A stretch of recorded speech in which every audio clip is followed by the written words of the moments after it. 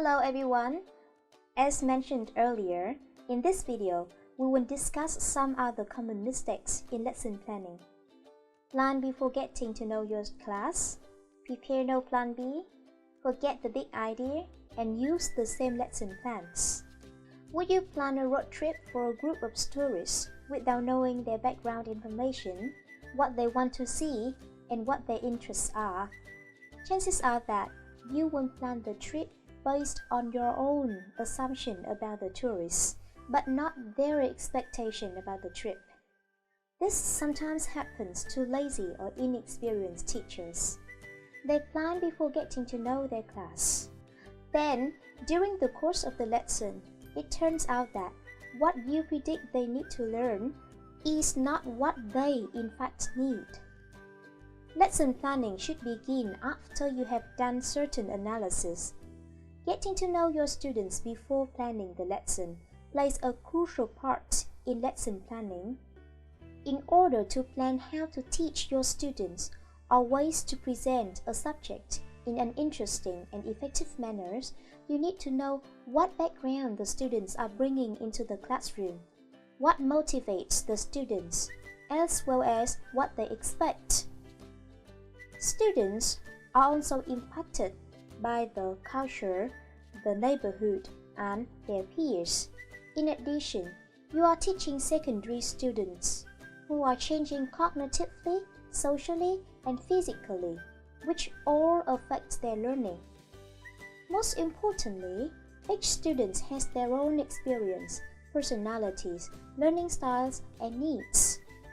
Knowing this background helps the teacher understand the students, and in turn can answer the questions such as, how can I help this student learn better? What in the student's life can I relate this topic to so it is interesting? Anyone can stand up and teach a class about any topic, but understanding the students completes a teacher. Brian Vegan suggests the following effective strategies to get to know the students. Number 1. Talking to the students. The purpose of this strategy would be to create a comfortable verbal rapport with the students, so they will feel comfortable expressing their concerns as well as participating in the class activities.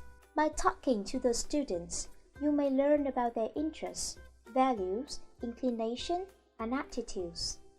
Number 2. Observing the students. It helps you to understand how your students interact with each other and what kind of communication problems they have. Observing behavior is also a good way to survey the students' personalities. Number 3. Looking at their past learning records. It helps you to see the students' academic performance, their prior knowledge, and the problems which they face. To project learning teaching and counseling methods for the class to personalize the tasks. A teacher can see what subjects an individual student needs help with. Number 4. Giving the students questionnaires. A survey is also a hard copy that you can refer back as opposed to talking or observation. This can be handed out at the very first or second week of school in order to see what the students are interested in, their background, and other things that you could incorporate into lessons. Number 5. Getting the students involved in extracurricular activities. It helps to unveil their hidden potentials and aptitudes, to understand their inclination and interests better. It gives you more possibilities to establish closer contacts with the students and learn more about their needs. Number 6. Having a bulletin board in the classroom that features a student of the week or of the month. The purpose of this is that each student can represent himself or herself and feel special for the week or the month. The teacher and other students can get to know the students' interests and needs. Number 7. Using icebreaker games. It helps to know the students and let them to get to know each other get involved into the activities, and to feel more comfortable in the classroom. Any strategy is influenced by the degree to which it responds to the student's needs. Another mistake teachers make is preparing no plan B. Well, when it comes into practice, things may not go according to your plan. Some of you may say, often we can correct the situations in just a few minutes. However, there are situations that cannot be fixed immediately. And there are times when even the most experienced teacher can get into trouble. Here are some few scenarios. The first activity finished faster than your expectation. You move on the next activity, but still end up with plenty of time to spare. You spent a lot of time preparing the games for your students, but things didn't go as you expect. Your students refused to take part in the activity. Or it's your first lesson with this class, and your students' level turns out to be higher or lower than what you had expected, and almost all of the activities and materials are not suitable for them. Or another scenario is, you have planned a very awesome lesson, a multimedia lesson with an interesting video and audio, so that your class can have some good listening and comprehension exercises. Unfortunately, the moment you connect to your computer, you realize you have no internet connection. So, what would you do in these situations? A common reaction is to move through stages of anxiety, frustration, and disappointment, and perhaps even canceling the class. Now, it is time for your backup plan. A backup plan can consist of many things depending on the type of lesson you are teaching, your students' level, and your adopted methodologies. Here are some few practical suggestions. Basically, after you have finished with the first version of the lesson plan, always remember to have a quick walk through it to spot out any part of the lesson where things can go wrong. By anticipating the problems, you will be able to find ways to tackle them and be confident in solving these problems if there is any. You should always take with you not only what you need for the lesson, but also other materials, quick activities, realia, pictures, flashcards, language practice games, a song or two. Anything that you can use easily and set up quickly to motivate your students, and again, enhancing their knowledge, their learning, and lifting the atmosphere. Be sure you have thought of how differently you will carry out a particular activity with strong learners and weak learners. And don't rely too much on technology. If your lecture uses PowerPoint slides, provide notes or copies of the slides in advance through Blackboard, asking students to print them out and bring them to the class for note-taking. During class, use a blackboard or whiteboard or flip chart to write or draw graphics that will help students grasp the concepts. If you had planned to show a video of someone else discussing a topic, ask yourself if you could explain it almost as well. So, always get prepared to welcome the unexpected. And don't forget to have a plan B, another route that will take you to the lesson goal. Forgetting the big idea is also a common mistake in lesson planning. Consider a normal school day for most children.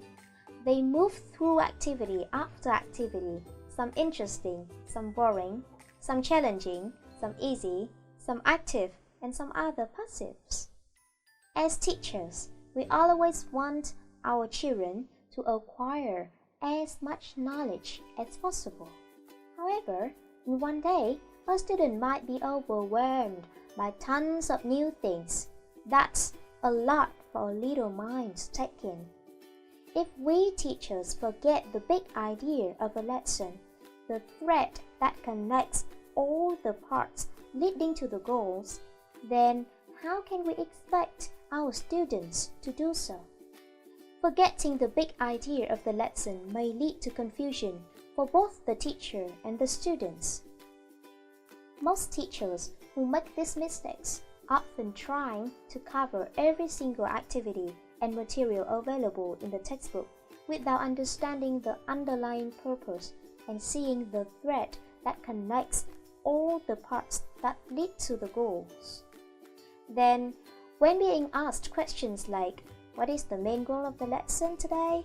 And what is the main content covered to reach that goal? How are different parts of the lesson connected? They will find it confusing to give a concrete answer. And of course, they will fail to inform their students of this big picture.